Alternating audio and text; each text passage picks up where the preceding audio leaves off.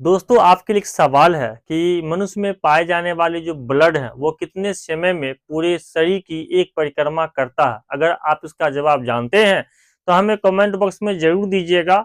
और तब तक चलिए हम आपको जो है सो बायोलॉजी के वह मूल चैप्टर को हम पढ़ाने की कोशिश करते हैं, जिससे बच्चे हमेशा या तो परीक्षा में गलत करते हैं या छोड़ देते हैं या कंफ्यूजन में रह जाते हैं कि इसका जवाब ये होगा कि ये होगा। इसके बारे में हम आपको इस वीडियो में बताने जा रहे हैं। जब तक वीडियो को शुरू कर रहे हैं, वीडियो को लाइक और सब्सक्राइब जरूर कीजिएगा। और जिस सवाल को हमने वीडियो के शुरू में पूछा है उसका जवाब हम वीडियो के अंत में जरूर देंगे। तब तक वीडियो को शुरू से अंत तक देखिएगा, कहीं स्किप नहीं कीजिएगा, जिससे एक एक चीज समझने में आपको दिक्कत नहीं होगा और आप अच्छी तरह उसके बारे में समझ बूझ सकते हैं। चलिए, हम लोग बचपन में पढ़ते आए हैं कि मनुष्य के अंग के बारे में। हमने पीछे एक बोर्ड पर बनाया है ह्यूमन का। वह ह्यूमन के बारे में हम इमेज के थ्रू जो है सारी चीज के बताने की कोशिश करेंगे। तो चलिए, ह्यूमन में जो अंग होता है, यानी हम लोग जो अंग पढ़ते हैं, तो वो अंग जो होता है वो कितना होता है। तो एक्चुअली वो जो होता है अंग, वो 78 अंग होते हैं। इस अंग के बारे में एक बिहार दरोगा में भी परीक्षा पूछा हुआ था कि मनुष्य के शरीर में सबसे बड़ा अंग कौन होता है। तो चलिए, मनुष्य के शरीर में सबसे बड़ा जो अंग होता है वो त्वचा होता है। क्या होता है? सबसे बड़ा अंग जो होता है वो त्वचा होता है, जिसको हम लोग स्किन कहते हैं। ठीक है, ये स्किन सबसे बड़ा अंग होता है। लेकिन अगर पूछे कि मनुष्य के शरीर में अंततः सबसे बड़ा अंग कौन होता है, तो वह यकृत होता है। यकृत होता है, ये अंततः सबसे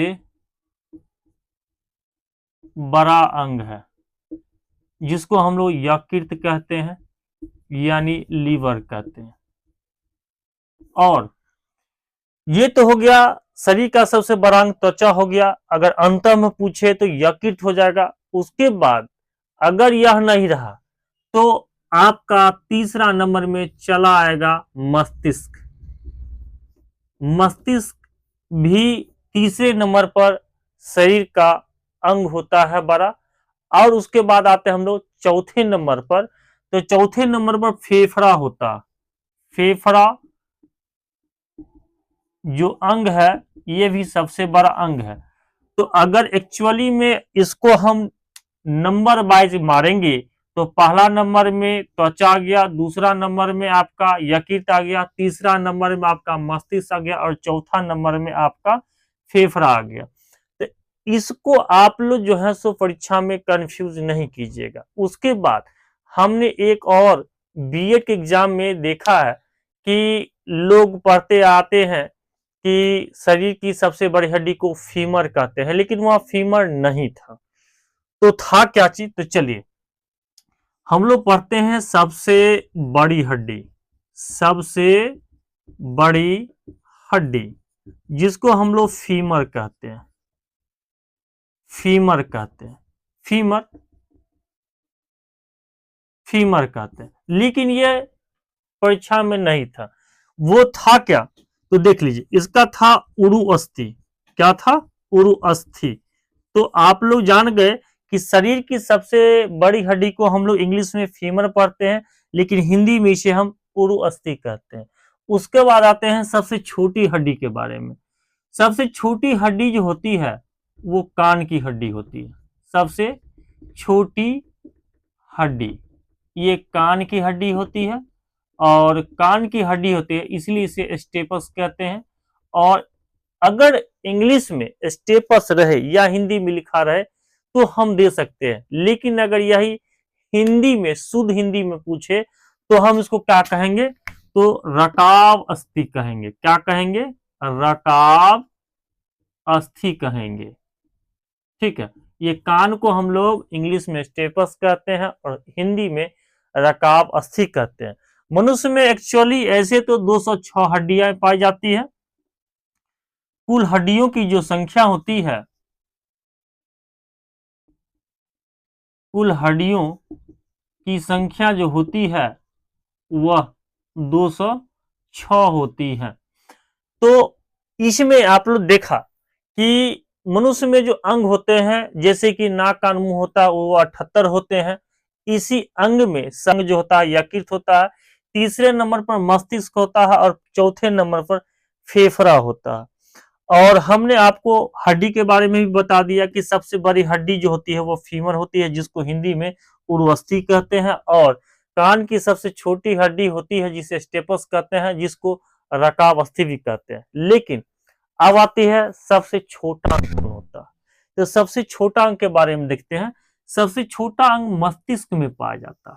जब हम लोग मस्तिष्क का डायग्राम बनाते हैं तो मस्तिष्क का डायग्राम जब बनाते हैं तो इस तरह का डायग्राम बनता है। इसी जगह एक पीनियल ग्रंथि होती है।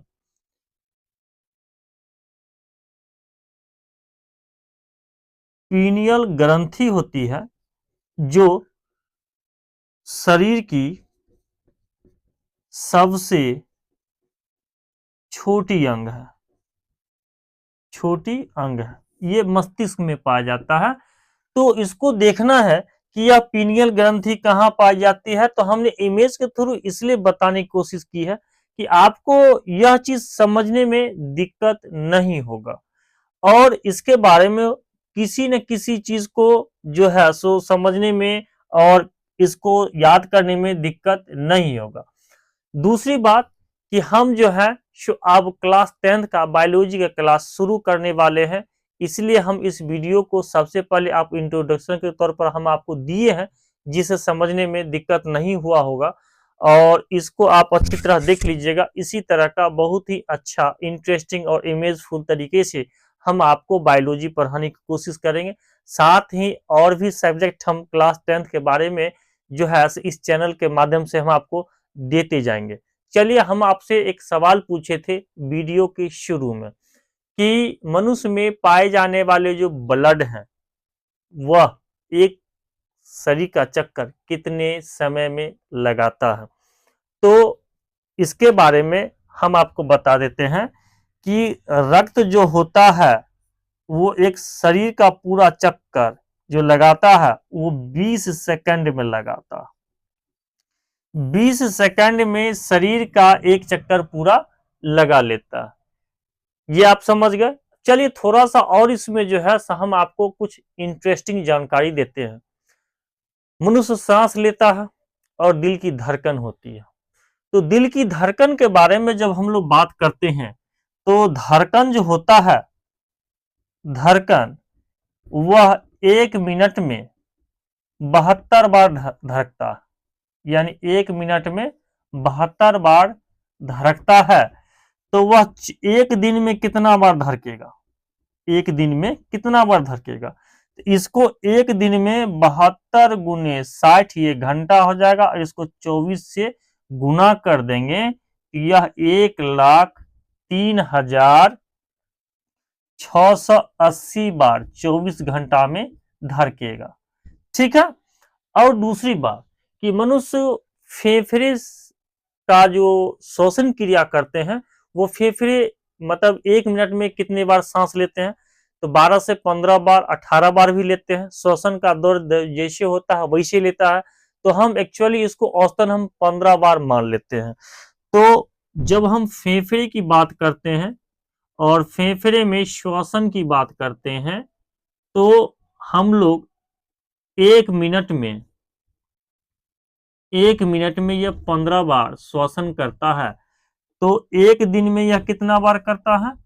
तो 15 गुने 60 गुने 24, जब इसको हम गुना करेंगे तो ये आपका आ जाएगा 21,600 बार श्वसन की क्रिया करता। ये जानकारी आपको बहुत अच्छा लगा होगा और इसी तरह का हम आपको वीडियो इस चैनल के माध्यम से देते रहेंगे। तो इसको आप अच्छी तरह देख लीजिएगा, इसको उतार लीजिएगा, याद कीजिएगा और वीडियो कैसा लगा कमेंट में हमें जरूर लिखिएगा। और आगे जो भी हम क्लास का वीडियो देंगे उसके लिए आप जुड़े रहिएगा। तब तक के लिए धन्यवाद। जय हिंद, जय भारत।